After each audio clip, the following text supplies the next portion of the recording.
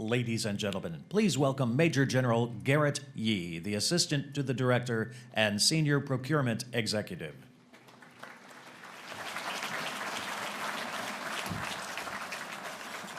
Well, good morning. And who brought their glasses with? Raise them up. If you have your glasses, raise them up. Now, put your glasses on. There we go. Photographer, why don't you take a picture looking that way now? All right. Why don't you come up here and take a picture of the audience here with all their glasses on. Yeah, there we go. Let's do it. Let's do it. You know, Doug Packard had an inside bet that I wouldn't wear these glasses with the staff. Y'all know Doug Packard?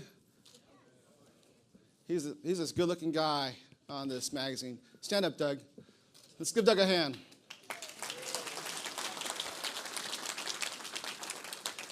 That's just for looking good, Doug.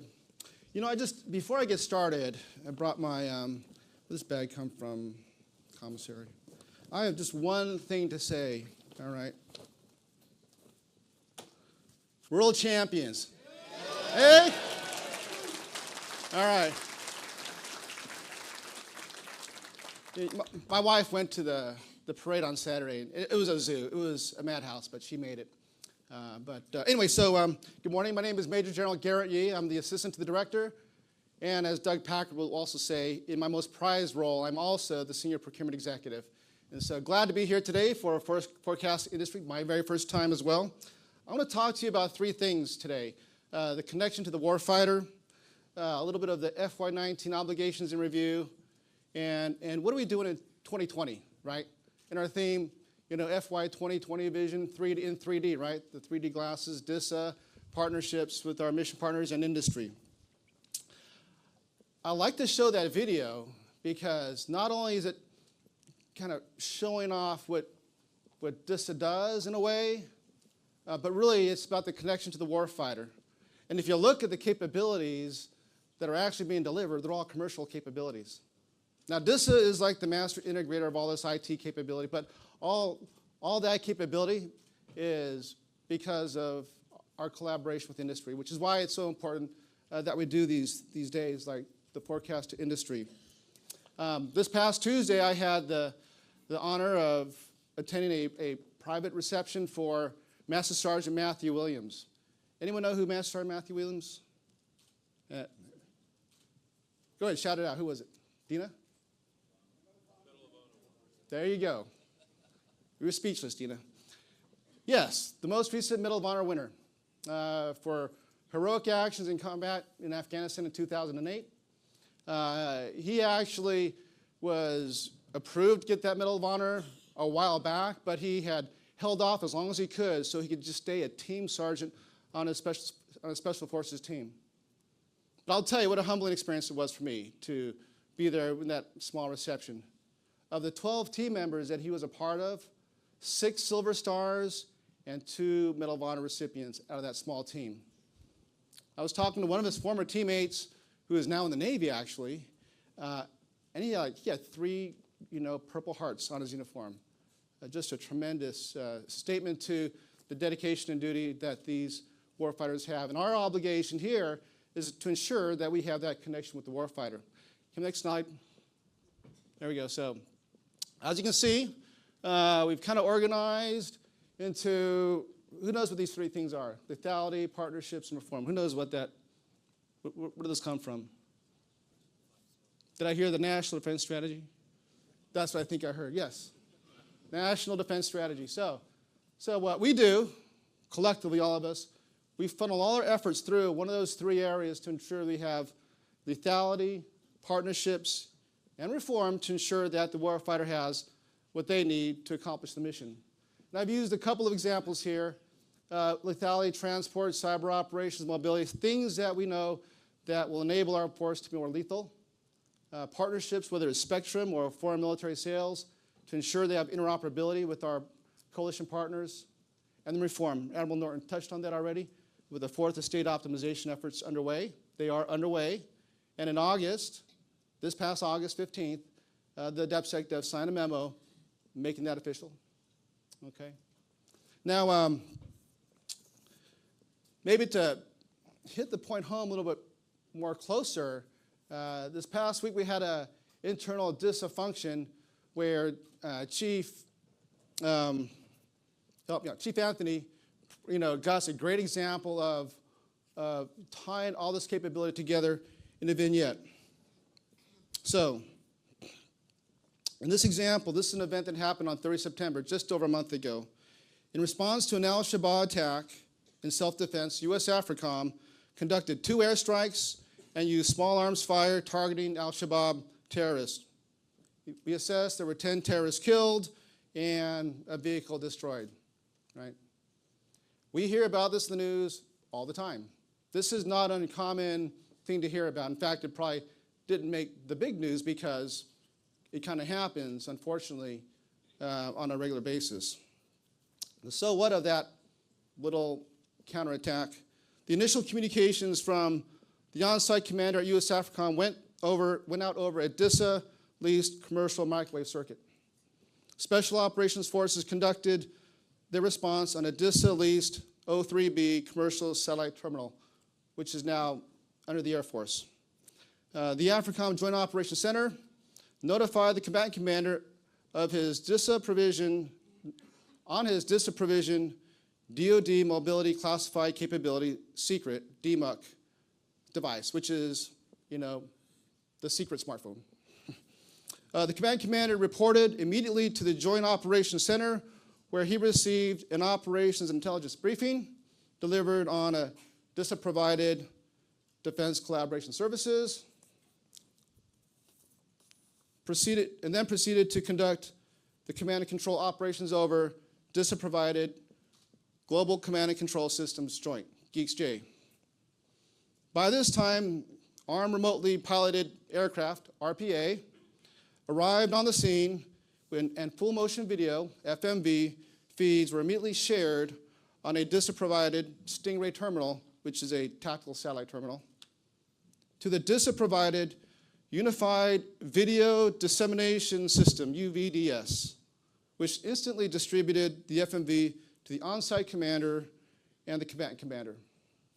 The FMV provided the necessary situational awareness to order an airstrike and that eliminated the opposing force's last vehicle, which contained a vehicle-borne improvised explosive device. As the attack was unfolding, families of the deployed U.S. service members learned about the attack on the news, and the deployed service members, after they got back to base, were able to communicate with their families over a commercial internet connection provided by the DISA MWR Internet Cafe program to let them know they were okay. Whew. That was a lot. But the so what of that is every time I said DISA provided, it was actually an industry coordinated provided capability. Wow, that's quite a bit for a simple airstrike that took out 10 bad guys in a vehicle, all that. Give yourselves a hand for that and give me a break. Okay, next slide. All right, so this is just a real quick slide to show you FY19 in review. There's a couple of so what's in this slide. Organized, across the departments and the joint world. And as you can see, Army, Air Force, Navy, Marines all, work together with us and utilize our capability. $1.4 billion alone for the Army. It's quite a bit. And what that shows is DISA DITCO is competitive in what we do. The services have choices. They can go to their own contracting commands within the services. They can go to, GSA. They have options. Yet, one of our core competencies is contracting for IT capabilities and beyond IT capabilities. Cybersecurity, for example, you might call it IT, but it is really a specialized area. Right? Over 7,000 contracts last year. That's a lot. All right? Or over 50,000 contract actions. That's like 1,000 contract actions a week, taking like a week off for Thanksgiving and Christmas, Doug, I guess. I don't know. They don't take holidays. Okay, that's a lot. That's a lot. All right? And then the bottom here, the little tagline at the bottom there, met or exceeded the DoD small business goal for 7 consecutive years. and exceeded the DoD goal for competitive procurements in FY19 as well. You have a lot of folks at DISA Scott that are here today, and they will be available at the breakout sessions later on today. We have DICOs here, Scott, Europe, and the Pacific, but we have a big group from here and from Scott today. Let's go to the next slide. All right. FY20 opportunities. And as you can see, we've organized these into lethality, partnerships, and reform. It's a recurring theme, you know. And here's a so what about that, okay? When it comes to the budget, you know, unless you are aligned to one of those three things, it probably is not going to get funded. And for us, as a combat support agency, we need to ensure that what we do is aligned to one of those three DoD priorities, right? And so this FY20 opportunity shows that in a number of areas, we will make our force more lethal. Absolutely. The communications that we provide will be secure, reliable, resilient. The transport that we have will have redundancy, will have capacity, right? And the partnerships, not just with services, but with the other agencies, and ultimately with our coalition partners. And a whole bunch of stuff on reform, right? Reform has been a big focus with the new leadership at OSD. You will get a chance, following Mr. Packer's presentation, to go through each of these in more detail. So if you have questions about any of what you see up here, you will have opportunities through detailed presentations for each of those and the breakout sessions later on. Okay. Let's just gaze at that for a moment. Yeah. Okay, next slide. Okay, last slide here, and then maybe we'll have time for questions. A few things to think about, and start on the left. We won't go through each in tons of detail, but we will touch on all. We are operating, or we are being funded through a continuing resolution, right? No surprise. Last year was nice. This year, continuing resolution. I think you know the answer to this, but we'll, put it out there anyway. So what does that mean? Well, that means that if we have an existing contract in place, that'll be replaced with another contract for the same capability. Probably not a problem, right? If it's determined to be a new capability, then we might have a problem, all right? That's what that means. Intellectual property, that is an area that is gaining lots of interest as of about 2 years ago. And the intent here is to ensure that, the military has the flexibility that it needs, not just for the contract year that we award, but beyond. And that's what it is. And so there's a lot more focus on ensuring that we have flexibility in the military to be able to support the warfighter, plain and simple. That third one there, supply chain risk management. Let me tell you what, man. We've been talking about that for a couple of years, and now it's going to happen, all right? OSD is leading this effort, which leads into that fourth bullet point that's highlighted, called the Cybersecurity Maturity Model Certification. And the term that's being used is supply chain illumination, right? Not only do we need to know what the prime is doing, but the subcontractor to the prime, and the subcontractor to the subcontractor to the prime, and 7 levels down, okay? No kidding. Who's heard of CMMC? Good. Okay, so this is not new. So I want to reinforce something that you already may have heard about, and that is, it's coming. Went out for comment in September. Maybe 2,000 comments came back. They're working through them. The idea is that in January, like in a couple of months, they're going to put the first one out there, and by June 2020, like 7 months from now, it'll be part of the RFI process. And in fall, a year from now, it'll be part of the RFP process, right? And the idea here is, and I'll provide a little bit more detail, the idea here is that it'll be part of a go, no-go decision in the contract process. Meaning that if you're not to a certain level of cybersecurity, you won't go forward in the process.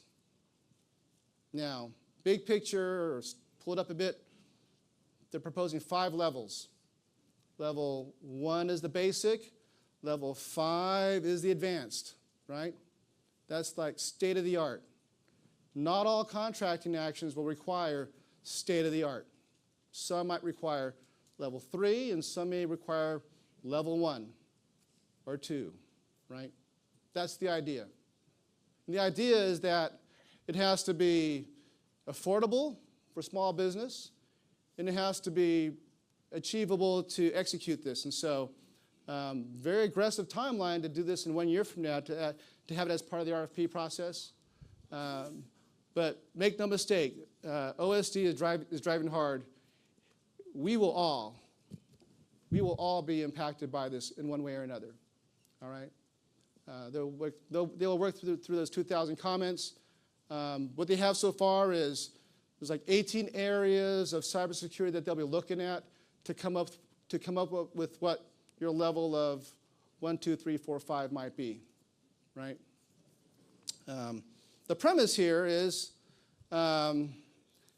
it's, you know, kind of a foot stomp. You know, cost, schedule, performance aren't enough. It needs to be secure. You heard Admiral Norton talk about that as well, right?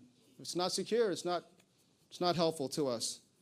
The thesis going into this from OSD is that a very small number or a small percentage of the 300,000 DIB companies have state-of-the-art cybersecurity.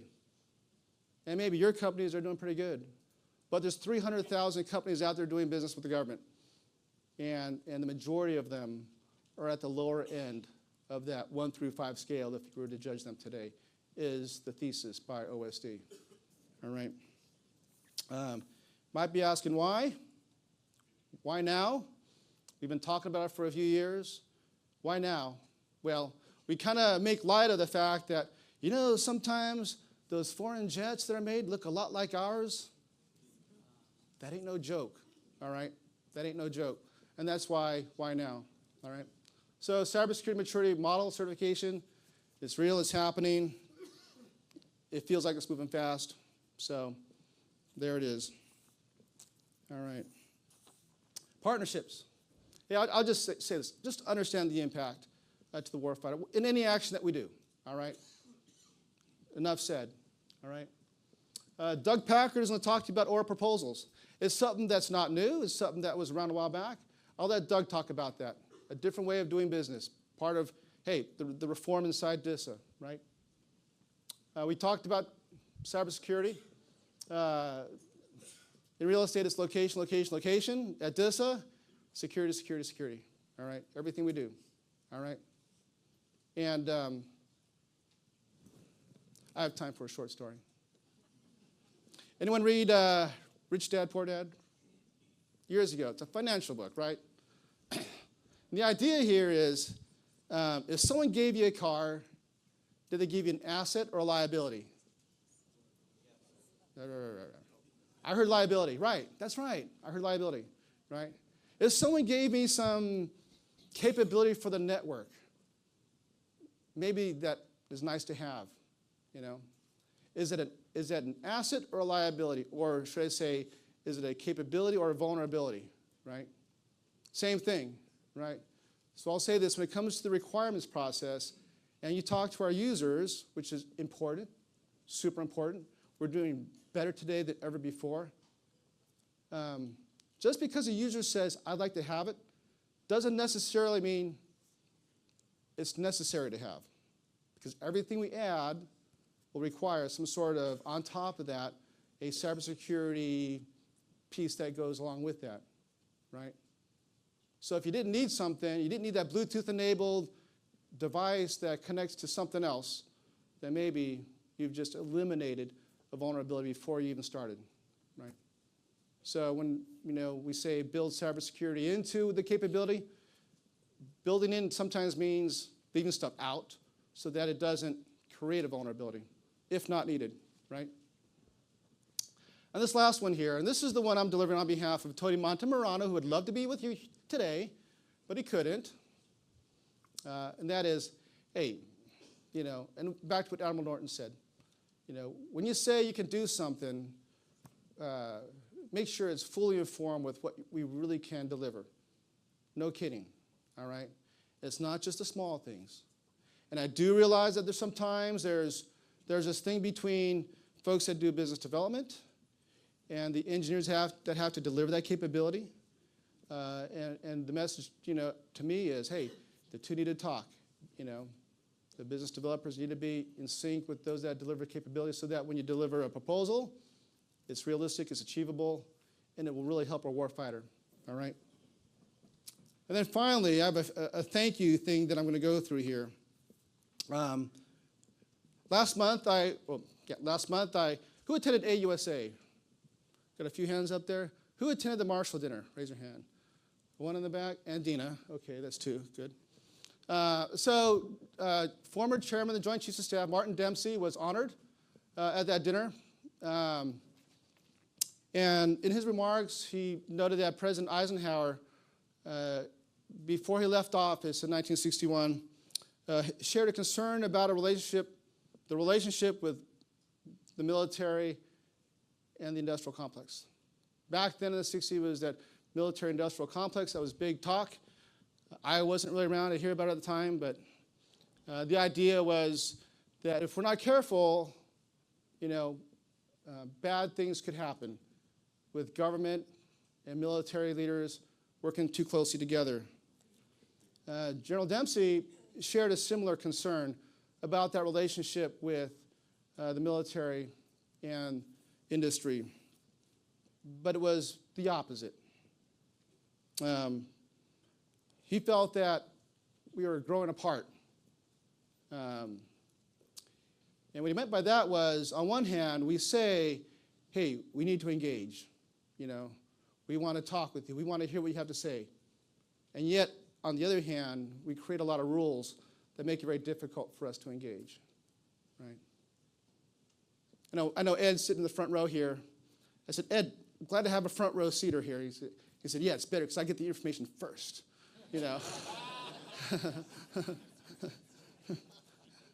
Admiral Norton laid out all the opportunities we have this year to engage with us, whether it's here informally or the breakout sessions or the events throughout the year. You may not be able to get to her and I very easily, but most certainly our PMs, they are there every day and available to engage and to work with you to ensure that we provide capability to the warfighter. And I'll say to you, if you see us doing something that doesn't make any sense, just let us know, all right? We'll run it down. Hence our theme, FY 2020 in 3D, DISA, mission partners, at industry. And finally, before I get off the stage, one more time, world champions.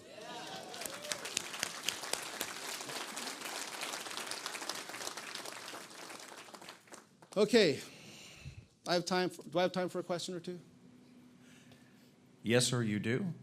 And the first one is, can you suggest any resources for small businesses to achieve a CMMC certification? That's a great question. So there will be an education portal provided by OSD so that you can get, educated the resources and understand what it would require for a small business or any business to achieve, level 1, level 2, level 3, 4, and 5. So there will be a portal put out by OSD to provide that information. That was an easy question. How about a hard question? Sir, will Cyber CMMC be a separate cost line item to level the RFP playing field? That's a great question. Well, it applies to everyone, right?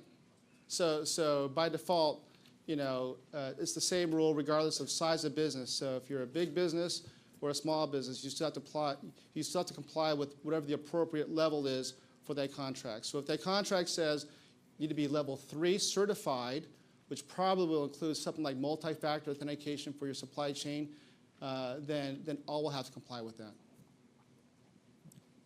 Sir, who in DISA is leading the CMMC initiative? That's a great question. Just have them send me a note and we'll pass it on to the appropriate person. We have not identified an office yet, but certainly someone within Doug Packard's office will eventually have the rose pinned. So maybe not me, send it to Doug. If you're not sure who Doug is. And sir, we have one more question. This guy here. Does DISA plan to introduce operations center technical personnel into the acquisitions which are planned and executed by DBC to ensure enterprise scale and operational integration is fully addressed during the selection process? Was that the first part of the question? That's the entire question, Okay. sir. All right. We already do. The whole front row here on this side is saying we already do. So, thank you. All right. General Yee, that was your final question. Thank you, sir. Well, thank you all. Have a great day.